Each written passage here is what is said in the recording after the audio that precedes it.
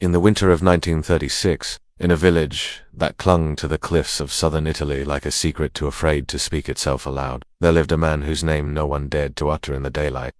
They called him Il Portatore, the bearer, not because he bore arms or messages or burdens, but because he bore secrets. It twisted and curled into faces, into voices, long buried. No reason was given, no names announced, only that the black table would convene in the old cellar beneath the Villa, place where once, during the war, soldiers had been kept until their tongues loosened and their bones cracked from the cold, into visions of his mother's eyes staring back from the ashes of the house he once called home. Something had shifted. 6 cups. The men drank, and then the scream began, with a grin that never reached his eyes, and a hunger for blood that was whispered about, even in Palermo's prisons. His cup clattered to the ground.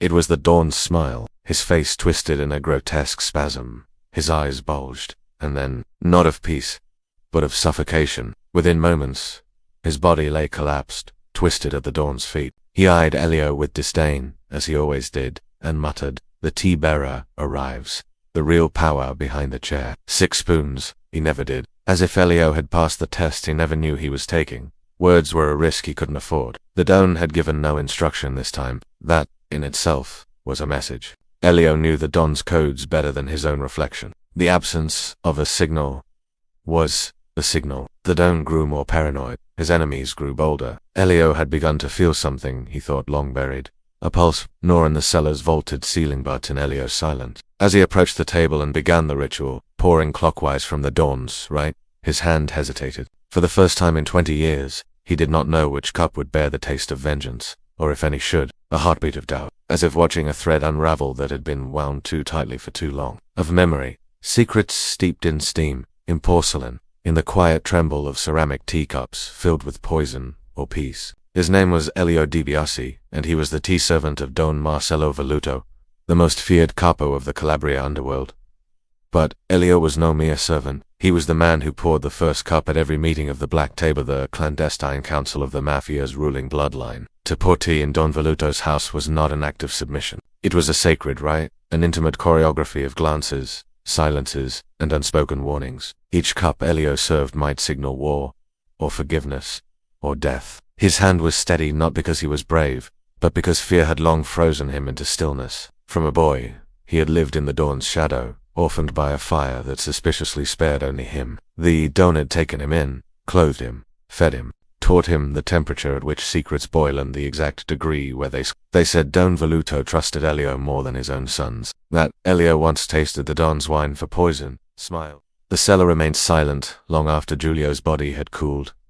No one moved, save for one empty cup and a thin ring of condensation. Inside, he felt something colder than regret. This had been no accident. The Don had chosen Julio, chosen his own blood to spill like wine before the Black Table. Perhaps to test loyalty, perhaps to cull weakness, or perhaps simply because Julio had become inconvenient. No one wept. It once slit a man's future in half with a whisper. He met Elio in the chapel, uninvited, and sat beside him as though they were 2 old men waiting for judgment. It was as though death had entered the room, not as a thief, but as a guest long expected. Don Velluto's eyes never left Elio, and in that gaze there was no gratitude, no fury, only calculation, cold and meticulous. The other men at the table lowered their cups, their hands trembling slightly, unsure whether the tea they had swallowed would betray them too. But no second scream came. Elio had never desired rank. Another will take your place. You are to lead. Power, influence. His only wish was survival. Quiet, clean, survival. Staring at the place where the statue's head had once been. Lead the culling. It was a phrase that reeked of ancient rites, of whispered names scratched from ledgers. He understood, then, that he was not being promoted. He was being converted into something holy and unclean. A weapon.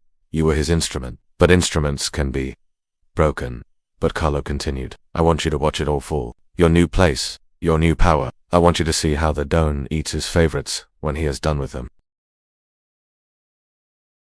Only Julio had tasted the draught that curled the throat inwards like a dying flower, and they call it just as well. Elio stood still, the silver tray now bare.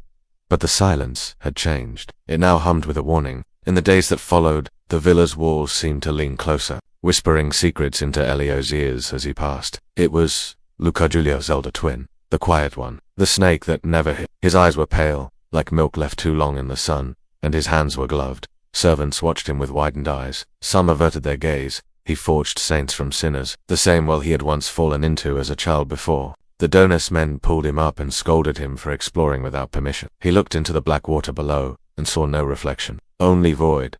Saints whose halos were rusted from blood, others crossed themselves when they thought he wasn't looking. The air had thickened, not just with fear but with reverence. The man who poured death had risen in the silent hierarchy of shadows. But Elio did not feel powerful. He felt caged. At night, he began to dream. He saw Giulio's face, smiling the way Don Velluto had smiled, as if father and son had passed something between them in that moment.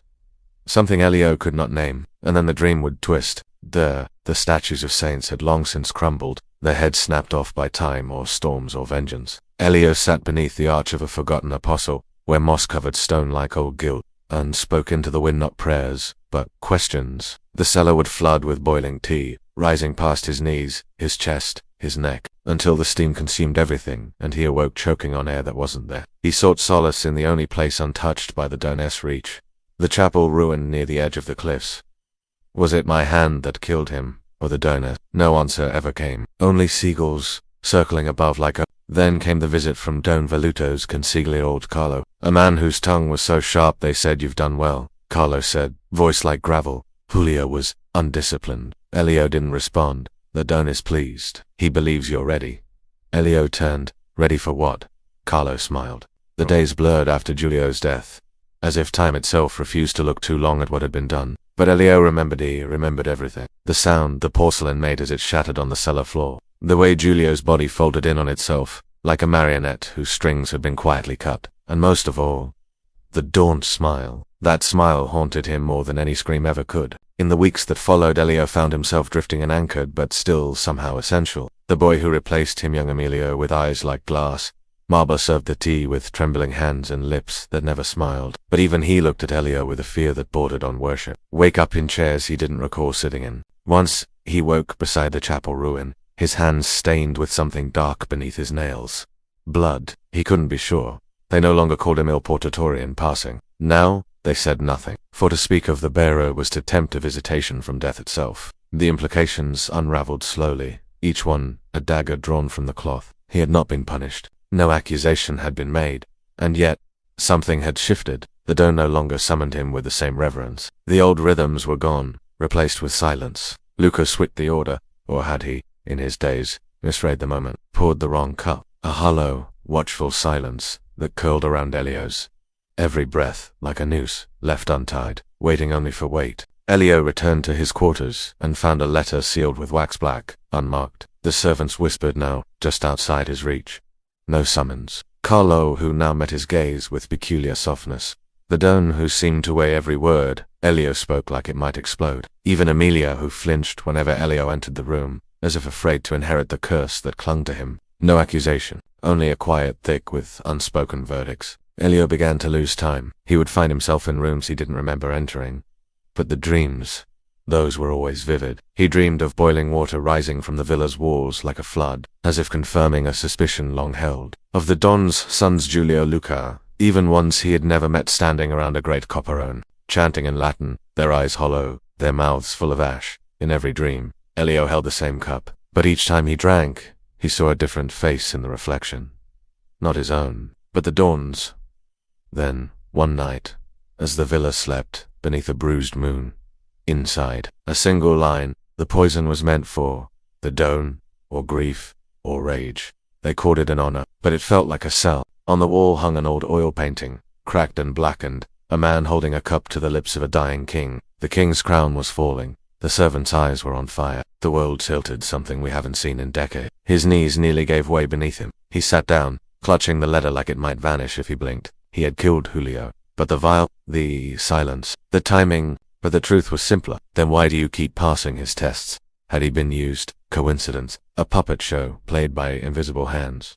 Had someone Carlo? A single mistake? A fatal one? And if the Don knew, they never buried Julio that much. Elio knew. Or perhaps he didn't know, not with certainty, but sensed it, as one senses that a mirror has lied. The same smile, carved from the same marble lips. The same motionless hands, veined and loose like boiled chicken skin. But Elio began to see things differently. He began to see Giulio's face in the folds of the Don's neck, in the sag of his jawline. like his skin was not entirely his own. Giulio's body had not left the villa. The path behind the greenhouse, where the soil was soft and red as bruised gums. Not flesh, just the skin. He wandered back to the tea room, hoping to hear the old ghost, but the room was empty except for the mirror. The strange velvet box, the torn shirt cuff left on the stove, all of it had led here. It had not reflected truth in years, but now it revealed something worse. Elio's hands were no longer his. The creases were too deep, the fingers too long. They twitched before he willed them to. He was wearing someone, flattened, pale, cured like leather, the pores still visible like the parchment of a human scroll. A mask without a face. Don Velluto stood waiting, draped in a velvet coat stitched with initials that did not belong to him. He handed Elio a small knife, no longer than a child's finger. That was clear. He had dissolved into the air, into the stone, into the piping of the very kettle Elio used every morning. The tea room no longer smelled of bergamot. It smelled of old teeth, of scorched linen, of wet bone. Julio began, Lucas singing softly as he drowned. Even Elio's own mother, whom he had not seen since childhood, weeping behind a door she never opened. And yet Don Velluto still sat, night after night, like nothing had changed. Not with shadow, but with breath-hot, meaty, animal breath. Something had entered, or perhaps it had always been there, watching, waiting for Elio to finally complete the circle. One evening Elio was summoned to the garden lot, the stone path lined with cypress, but the one no guest was shown. "You must harvest," he said. "Harvest what?" But the Don only pointed downward. His eyes were grey, milky, like drowned glass, but his lips trembled, forming two silent words. There, beneath a patch of rotting sage, was a mound of skin, not a body. "It's time you learn the rest of the recipe," the Don said, and turned away. That night, Elio could not sleep, and he remembered Luca. By morning, Don Velluto was gone. No farewell, no explanation, only his coat, slung across the armchair, and a small glass vial, half full of something black and tar-like. There was also a note, written not in ink, but in something thicker. "The blood preserves memory. Memory brews loyalty." You are now the part Elio understood. He boiled water. He measured leaves. He pricked his finger, and let 3 drops fall into the pot. And the tea spoke. It screamed. Voices poured from the kettle, not whispers, but howls, each one a memory peeled from the bone. The